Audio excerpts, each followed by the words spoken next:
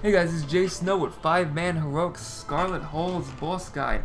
If you're looking for any specific boss, in the description below will be a link to any boss if you just want to skip around and you're not interested in other bosses. So as this instance so far, it's pretty interesting. You do get dog food right there to feed to angry dogs that will otherwise bite you right in your ass and roll you. So there is dog food around that you could feed to the dogs. In the beta it wasn't really working, but in live it should work, so you'll be able to throw dog food when needed. So the first thing you're gonna encounter in this instance is actually a mini boss. Now this mini boss has a whole bunch of little dudes with arrows ready to shoot them right into your knees, of course. Haha. And the targets you can actually pick up and walk towards them. So each person has to pick up a target. It's gonna be 3 targets, but 5 of you. So one person actually has to stand behind the target while following you, which kind of sucks because the arrows they have flaming arrows too. So fortunately for this panda, he's become the crispy fried panda standing in the fire. I wonder what a crispy fried panda would taste like. Of course that would probably be a legal snack, but somebody's probably fried up a panda or so. But anyway, enough of that. This boss has really no abilities to mention. Otherwise it's just a take and spank, so make sure you AoE down the ads as fast as possible, and the boss itself shouldn't cause you too much trouble. So the second boss is actually the Houndmaster, and this boss is pretty interesting. He doesn't have that many abilities.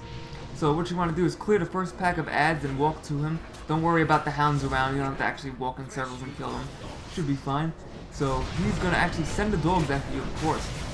And he has another ability called Piercing Throw, which he throws at a random target dealing damage. So just watch out for that and make sure you heal up the guy if he gets hit by Piercing Throw.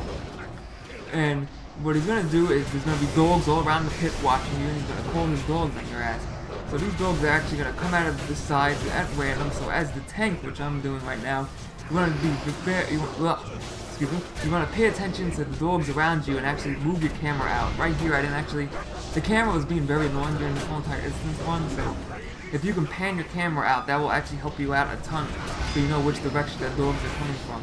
Otherwise, that's his only major ability. You just keep summoning dogs over and over again, and it can get a little hectic, especially if the camera, like right now, it was a perfect example. Your camera can really get in the way of your DPSing and tanking.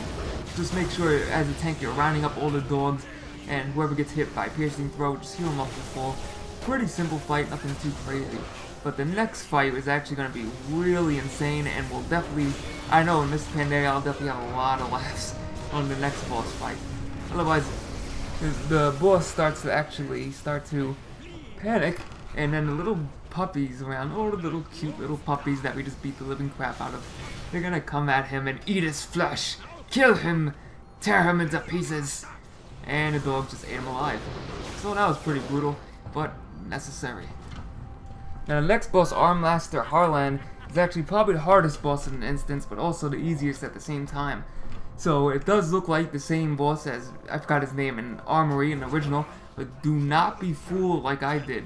So what he's going to do is he does cleave in front, so make sure nobody stands in front of him except for you, and he'll summon 2 ads at random. So 2 ads will come flying down the stairs, and what they do is they wear heavy armor, and once you deal 60,000 damage to them, their armor will break off and they'll be completely naked and easy to kill. And what you can't do is AoE, they're actually immune, they take 90% less damage from AoE, so you want to single target those ads. So as a tank you want to get upstairs as soon as possible, really quick, grab them and bring them back downstairs, while trying to not let the boss actually cleave. That's probably the hardest part, trying to get the ads under control and then having the boss actually cleave. And you need to kill the ads because they will keep stacking up. If you don't kill them, then another 2 will come and another 2 and you'll wipe. Now here's the whirlwind now. What I originally thought was, oh, this is just a simple whirlwind from back in the days of Scarlet Monastery Armory. Nope. So, right here, whee! Absolute tornado spin of death, and I'm sitting here like, what the hell is going on? I literally sat in my chair and just shit my pants and sat there like, what? What just happened?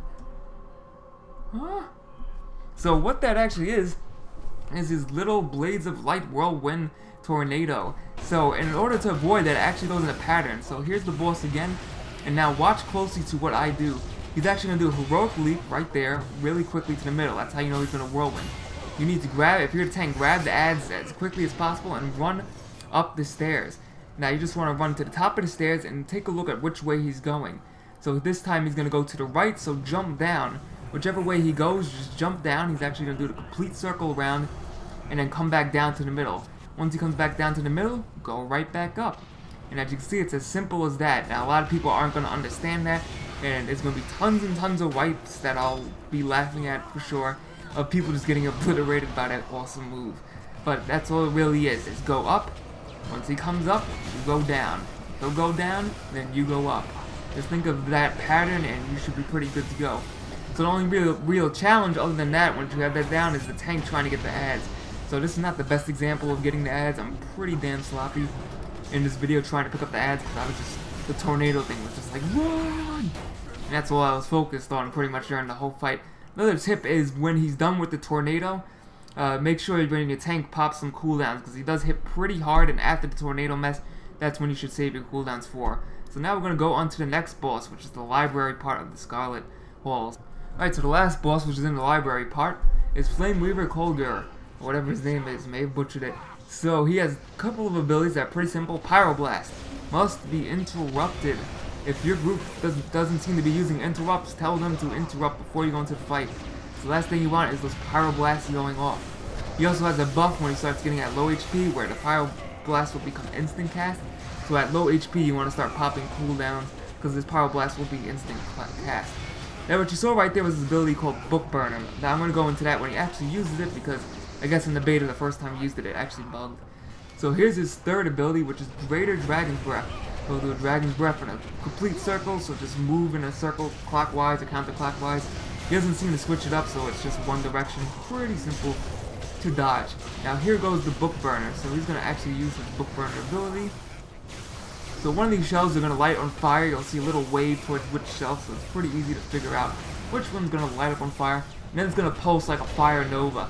So it's going to keep pulsing until halfway through the Dragon's Breath. So what he's actually going to do is the Dragon's Breath again, and halfway through it, the book is actually going to turn back, the bookshelf's actually going to turn back to normal, which kind of makes no sense and kind of kills the difficulty of this fight. It's a little disappointing, but who knows, maybe they'll fix it, or it might just stay like that. So he's going to use the Greater Dragon's Breath, go around the circle, and when he passes the bookshelf, it will actually turn off and it will be safe to run through. Otherwise, that's pretty much it. Pretty simple boss fight. So that's it for the video. He's just going to do those abilities over and over again. Just make sure you use those cooldowns at the end, because he's going to start gaining his buff to do instant pyroblast. So I thank you guys for watching this video. If you enjoyed it, please thumbs it up, as that helps me out a lot. If you like WoW videos, Daisy videos, and other random game commentaries, please subscribe to my channel for more of those. You can also follow me on Twitter at Jsnow for any news, video updates, or any random stuff that's out there. So thanks for watching, guys, and I'll see you guys next time.